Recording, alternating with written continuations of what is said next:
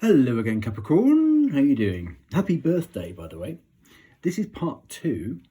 The part 1 is under the live tab. Okay. And so obviously watch that first, because this is just well, not just anything. This is the last 4 placements. Now, what I would like to point out to you is the sequence that you have is quite an unusual sequence that you have. This is your sun sign here. Okay. Oh no, these are your signs. Okay. Capricorn, 31st of December to the 9th of January. So that's the three of Pentacles. Now that's your sun sign, which came out in part 1. Okay. Now from the 10th of January to the 19th of January is the 4 of Pentacles. Now I've got that somewhere. Oh well. Maybe I haven't. That is that's your North Node. So your sun sign runs into your North Node. So you've actually got 2 decans which are all about you. Then after the 19th of January, we go from Capricorn into Aquarius, 20th of January, and that's your rising sign in your birth chart.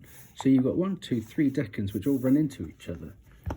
And that's the 5 of Swords. So you've got 3 of Pentacles, 4 of Pentacles, 5 of Swords. Yeah. So you've got this whole consecutive thing running along. The only thing that's disjointed is the 5 of Cups, which is in Scorpio season. November. I think your midheaven is in Scorpio too. So learning about Scorpio will bring you both things. Okay, here we go. So, so please watch the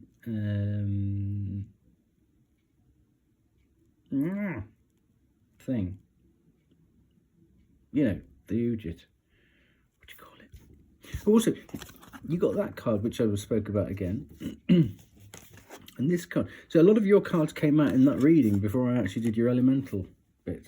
So this is definitely your reading, and this is the power of being allowed into somebody's energy, because all these correspondences came out and sort of coincidences came out. So happy birthday again. And this is a card of Mercury. It's great celebration. This is your strength. You might like a glass of wine or 2, who knows. But with that came this card. It's a beautiful card. The Smoke and Mirrors, number 42. Okay, so let's focus on that, and we'll see what this has got to do with that card. It's from the Oracle of 7 Energies. Wonderful lady. So why don't we just do that, should you want to read it? And I read. Excuse me. No, where's that? I just got my bifocals back from the opticians today. Was it yesterday? Something like that. I can't really see very well. So, here we go.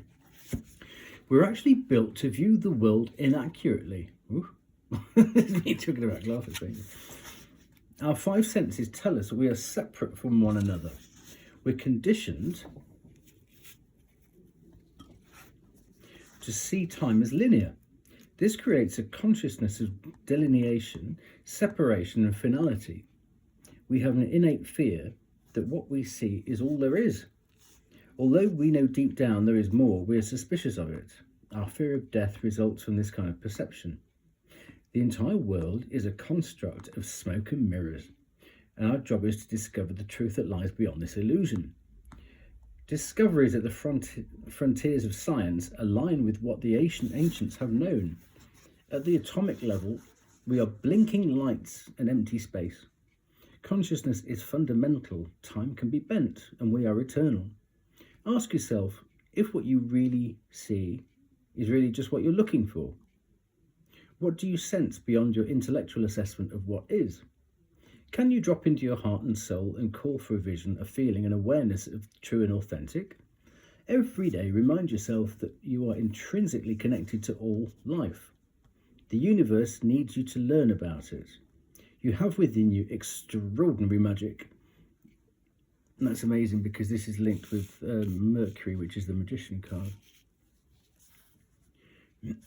with which you've got extraordinary magic with which to co-create life beyond your wildest expectations. Today, trust the inner voice that reminds you that you truly will find what you seek, and even more, even if outer conditions appear to challenge that. It's all smoke and mirrors. It's all dough and mirrors. Things are not exactly as they seem.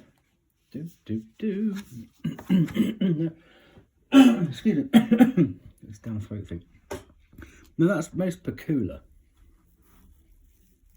because the card for you, it's like strength and weakness. It's not really like weakness, it's the challenge. And this is the card for not everything is as it seems, because that fish shouldn't be in that cup. So to have that linked, so your strengths, it's all about, this looks like it's all about turning your challenges or your weaknesses into your strengths and then celebrating them. It's about overcoming. Now I'm just going to deftly slide something underneath there because I've forgotten to raise this thingy.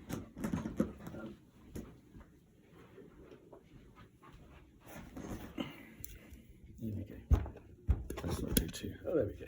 That's mucho mejor. Aye, aye, aye.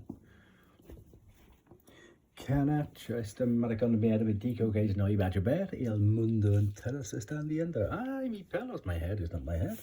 Cuidado, maricón. Okay. All right. Okay. So that is your. That's your strength. So your strength, I think it's like celebrating. You know things. You know things when they're not right. You can smell BS at 50 paces, which we've sort of found that out in other placements.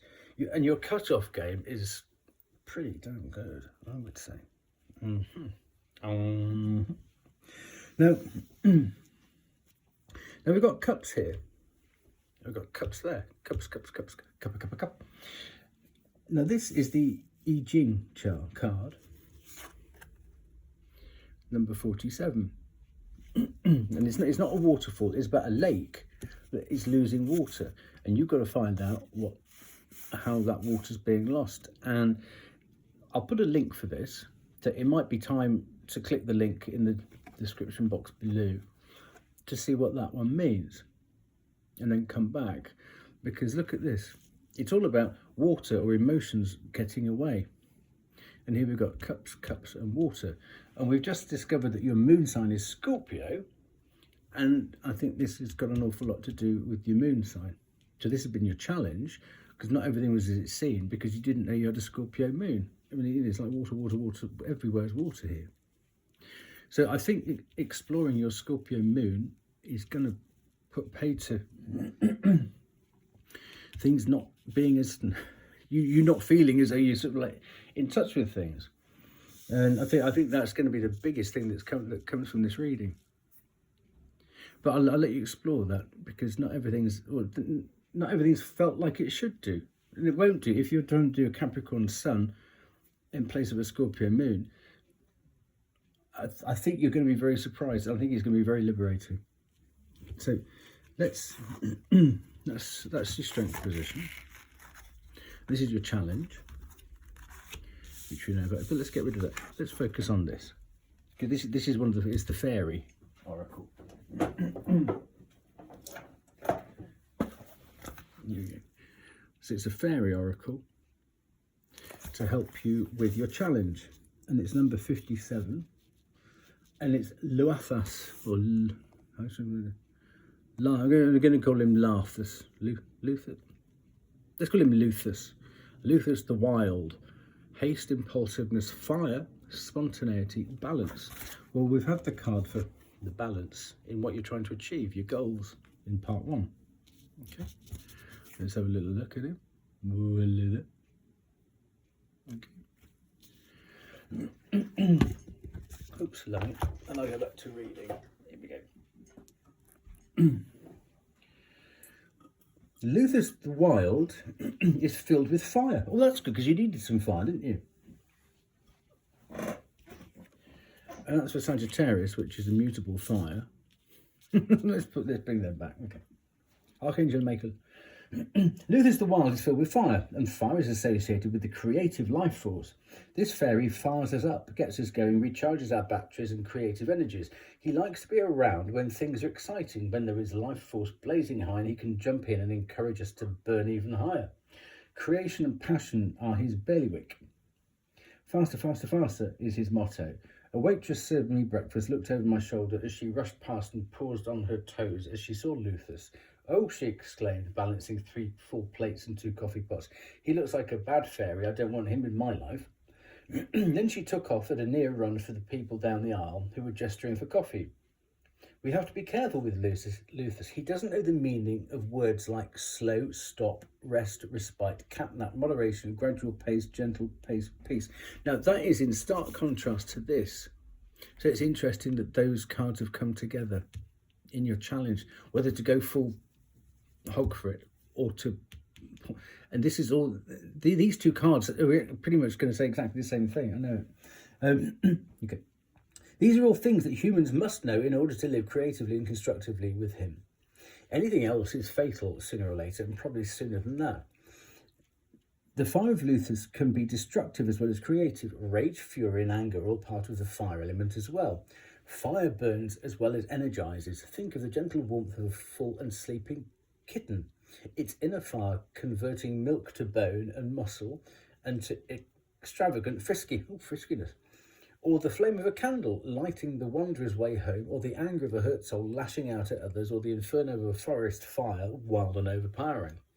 Creation and destruction are inextricably linked. The fire that burns creates ash, which in turn acts as fertilizer for new growth. The slopes of volcanoes are highly fertile, which is why people take the risk of living and farming on them. Think of the phoenix. Oh, you've got the phoenix card. Bang it back. Now there's the thing. You got the Phoenix card in the Phoenix rising from the ashes. You got that in the first part. I love it when things come together like this. Think of the phoenix who lays her eggs and then bursts into flame to incubate it. Birth, death and rebirth are the cycle of life. This card says that wild creative energies are being brought to whatever position it represents. Wild creative energies to your struggle, your challenge. Woohoo. It often fires up the things that surround it, energizing them as well. It tells us that it is important to think and act creatively, and it says that the energy to do so is available. New approaches are called for here. Old ideas and old behaviours will not do it. Sometimes it may be useful to draw another card to get some suggestions about what those new ideas might be. Well, we've got them. Okay, cool. Alternatively, Luthus may be telling you to go for something now. For example, another member of our Oracle discussion group was at a convention and a man was demonstrating electronic devices. She was not particularly interested in them, but she talked about the different meters and tools for a while. She started to walk away and then she thought, no, I've got to do this. So she went back and told him, I don't think I'll ever forgive myself if I don't tell you I think I'm in love with you. Woo! They've been happily married for many years now. Shocking. Very bold. Sometimes it's important to take a risk of making a fool of yourself to gain something amazing and wonderful and miraculous. Sometimes when Luther says, go for it now, it's important to do so. And sometimes it isn't. If the only reason for caution is that you're afraid of looking silly, it probably is time to go for it. Yeah, go for it. Everyone's too guarded now, aren't they? It's crazy. Anyway. Remember, then, that you need to keep an eye on Luthus. Don't let him have control of your schedule or the accelerator in your car. He always thinks going faster and taking chances is better, and sometimes he is even right. Use sense to stay grounded, even when he takes you off on a flight of fancy. Reversed. Okay. Now, this is what to be careful for with Luthus. He speaks of burnout, blocked or even exhausted creative energy. He suggests that we need to find ways to regenerate and recharge ourselves so that we can continue the race, but at our own healthy pace. And that's what this card's all about. He suggests that our fire is low and must be replenished by appropriate activities before we can resolve the issues we are dealing with. So obviously take which one works here. Here we see reversely representing fire in its destructive mode, however grim or delightful that process may appear to be. We must remember that destruction is not always a bad thing. There are things that need to be destroyed, injustice and cruelty, for example, but these things have to be handled with great care. We cannot heal injustice with more injustice, nor cruelty with additional cruelty. If we wish to fight the twisted fire of cruelty, we must find a way to lovingly counter it with the fire of creativity and compassion.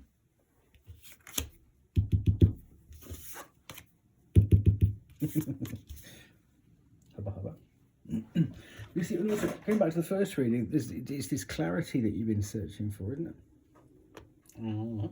Okay. He is eager to help with his wonderful creative destructive fire, but we must be careful with him. He is the epitome of unbounded enthusiasm and can lead us to burnout or to glory. We must use his fire well, or he will take control and use us, leaving nothing but little piles of ashes blowing away in the wind. Okay. Now, the other thing that was interesting was that in the future position you got the sun. Okay. So that's your. So let's just recap. That was your strength. But yeah. Now you see, and then your challenge was how to balance that. So your strength and your challenge, so they're really running in together there. Now this is what you need to know that you don't know.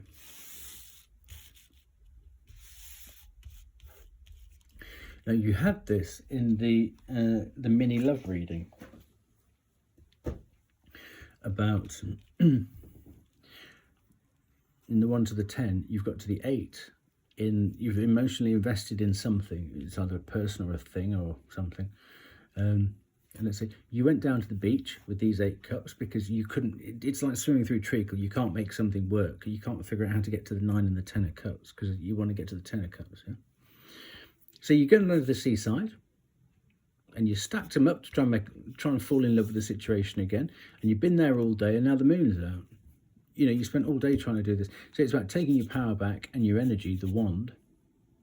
Now, what are you going to do? This is the question. Are you going to slug it through the 9 and the 10, or are you going to think, okay, I'm going to go start off with an ace somewhere else? And that's the question. This is what you need to know that you don't know. So let's see what the dragon brings.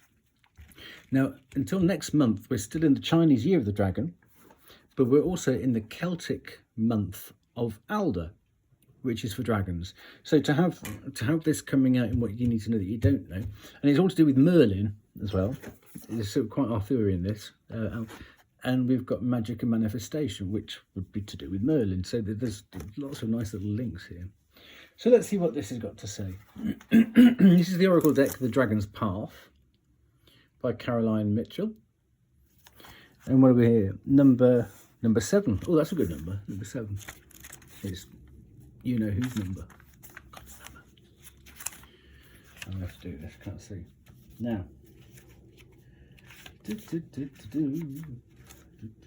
Magic and manifestation. Are you ready? Good. Then I'll begin. I guess one's magic and one's manifest. Magic and money. We are here to help turn your dreams into reality, change your world and support you. These 2 dragons are the only pair on one card in the deck. Originally they were separate, but as I began to connect with them on a deeper level, I realised that they were a beautiful pair of 2 equal parts, magic and manifestation. These unusual dragons are powerful allies to have and are among the most influential and magical of all the dragons yet to come to Earth. If they have shown themselves to you, their message is this. And I'm going to break there. This is what you need to know that you don't know. Okay? So this is going to be quite a big message. We have danced into your consciousness to reassure you that the worst is now behind you. Your journey has been a long and arduous one at times. Now look to the future and embrace what is to come. Yeah. They carry the limitless energy of magic and manifestation and warn, be sure and clear in your intentions when invoking our presence, for we are alchemists. That's crazy. That's the card for alchemy. Yeah. For we are alchemists. Is what you are asking for what you truly desire? Will it serve and benefit your higher purpose? Call upon us when you want things to swoop into your life. We are here to help turn your dreams into reality, change your world and support you as you undertake your journey. Look deep inside and ask what it is that you truly want. Well, that process there is this, isn't it? Once you are clear about your choices, we will assist you in achieving them. These dragons will dive to your aid when you need any kind of practical support. If you need help on a specific aspect of your physical existence here on Earth, you can call upon their dynamism to help you manifest it. These dual dragons are known as the miracle makers. Whoa, there you go. Miracles. Lovely. There you go. So you can call on these dragons. It being a dragon month and a dragon year. There you go. That's what you need to know. So you can call on your dragons. Woohoo. So here we go. Now this is the final position here. Now this, that's where I burnt my crystal. That's where I burnt my balls, isn't it? So can you see here? There are 7 cups to choose from there, but they're in a fog. So the thing to do is, how do we get this fog clear so you can see which one? Maybe you can't. Maybe you're stuck thinking, well, I've got all these options, I don't know what to do. So it's like paralysis by analysis type thing. Now, they deliberately only show one hand here because you can only get one. Go off and try it, and if it doesn't work out, bring it back again and get another one, swap it. But you've got to choose one and get going with something. So don't be paralysed by analysis. Okay. Third deck in Scorpio. And now you know you've got a Scorpio moon, you might be a bit better place to look at this one, you see. Okay, so what you got here in the beautiful Earth Magic deck, here, I love this deck, the Earth Magic deck by Stephen Farmer, you got fairies. So let's have a little look at fairies. Here we go. Fairies are nature spirits, thought to be descended from the early tribes, particularly the Tuatha De Danann, excuse me, those associated with the goddess Dana, who once ruled Ireland that inhabited the British Isles. Over time, these ancient people were conquered and displaced, and they fled to areas where humans don't venture, ultimately becoming increasingly smaller and less visible in order to better hide themselves. Fairies have assumed responsibility for the plants and trees, or standing stones. They work with earth magic to take care of these beings, and if you ask, they'll help you with your garden or yard. They also have the power of enchantment and shape-shifting. Fairies appreciate it when we show them through our actions that we love the earth as much as they do, and consequently they bestow a little of their magic upon us. Let's have a little look at this.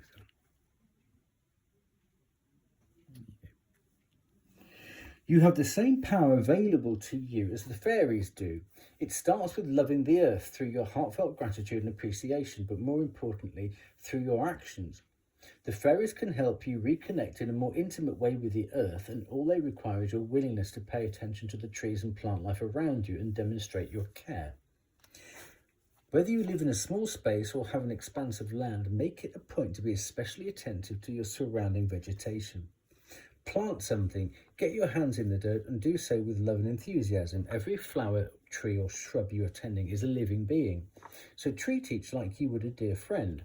Ask the fairies to help you take care of these friends, and you'll be rewarded many times over. Well, that's lovely. So maybe go out and buy, for your birthday, go out and buy a plant or something, and talk to it lovingly. Now this is interesting. So how are you going to come out of this cycle? How do you know that all this is sort of like coming together? Well, what could possibly be stopping this? Now this is a demon card. I'm not going to say the word out loud, but the Four of Wands is all about stability, strength and stability and steadfastness. So if you're feeling unstable, and you look up this demon, and what happens is it's not a demon like that's going to come out and go at you, but people will take on that person, or the demon will come through a person. So when you look at the personality of this demon, is there anybody around you acting in that way? Because then you will know that that is the demon, because obviously this is your exit from the situation. So this person, a bit like that, but the record, the scratch in the record, this person's trying to keep you stuck in an old cycle, and it's this demon. So see how you can defy that demon or get past it. It's a bit like a bouncer in a nightclub. How do you get past the bouncer? Or how do you get past security? So this is the demon who's, if you're feeling unstable, it's not the demon itself, it's people in doing the work of the demon. So stay away from those people. Don't give them any business until you get out of this cycle, until you complete whatever cycle this is.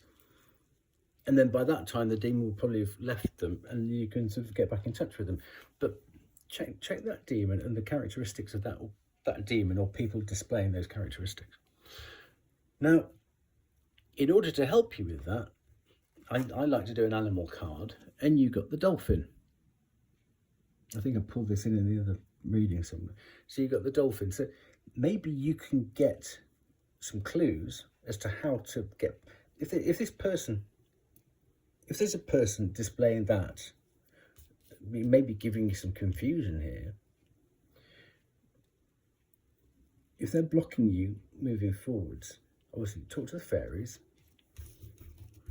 talk to your dragons, talk to your phoenix. But then what we'll do is we'll look up dolphin here. So you might want to take on dolphin as a spirit guide or something, just for this project, for this time. Or watch a documentary, because it's a successful living, surviving species. They mate successfully, they feed, they hunt successfully. So maybe you can learn something. There'll be a clue, whatever it is. Just watch a 5-10 minute YouTube video on what could you learn from the dolphin to outsmart the demon. It's amazing what can happen. So let's have a little look. Here you go. So we've got dolphin. I'll leave this here. If you want to pause it, you can read that. Yeah. Innately intelligent, healer, light, blessings. The gifts of the dolphin are beyond what our human minds can grasp. Dolphin personalities are often drawn to the healing arts, as they are sensitive to the subtle and enjoy working on the level of spirit. It's easy for dolphin types to underestimate the impact they make in the world. These creatures play such an important role in the wheel of karma that coming into contact with a dolphin type will change the entire course of your day and thus your life. This card can also indicate a profound blessing is on the way. Woohoo! There you go. Blessings on blessings. And then one last card. Oh no, I want to do another one. I want to do a crystal card. Is that. So this is like a battle tactic. Okay, for Sun Tzu. Disciplined and calm to await the appearance of disorder and hubbub amongst the enemy. This is the art of retaining self-possession. Okay. Keep your cool. Modern life can be stressful and is full of disorder and hubbub, including disagreements, arguments, and even worse. Keep calm. You may need it. The fastest way to lose focus is to lose your cool. Take a deep breath and think before acting. Yeah, don't react, respond. That's only about 10 breaths later. If you can keep your wits about you in the midst of a crisis, it will serve you well. Good stuff. And I've just remembered, I said I would show you some garnets. I've got one around my neck which I can't take off, so I'll do another little video on garnets.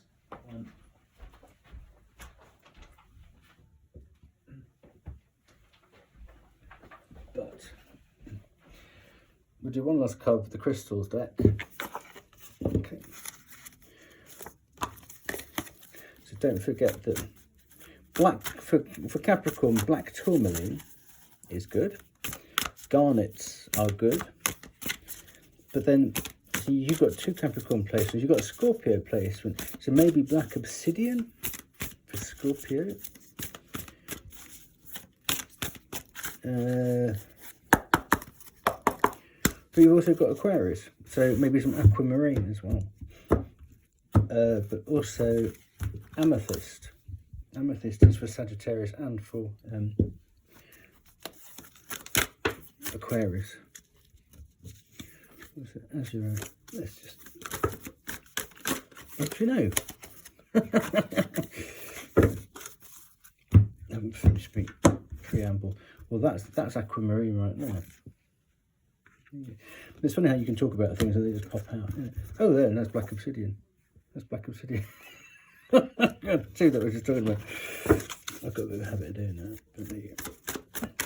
Okay, so we'll take one off the bottom.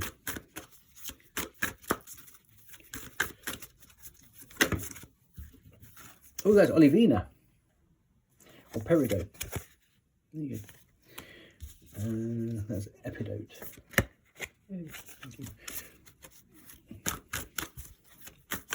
Oh wait. Do you know? It's because I'm at a funny angle of doing this. There we go. Let's do this. Sorry. Oh, God. My hands are sore today. Right then, we'll take one off the bottom. And this is specific for you. So you might want to go to you might want to go to a crystal shop. Oh look, that's black tourmaline. Oh, labradorite, gorgeous stuff. That's amber. Right, I will get this done. Hang on. But isn't that crazy? The ones that I was talking about fell out. I love that one. Oh, labradorite. Oh, I just got that one, didn't I? Now, this is labradorite. Can you see? It has the most beautiful... It's like the northern lights caught into a stone. I'm just going to bring that around. Can you see? That's labradorite. Get yourself a piece of labradorite. It's the most beautiful... It's so protective and it's just a gorgeous stone. Yeah.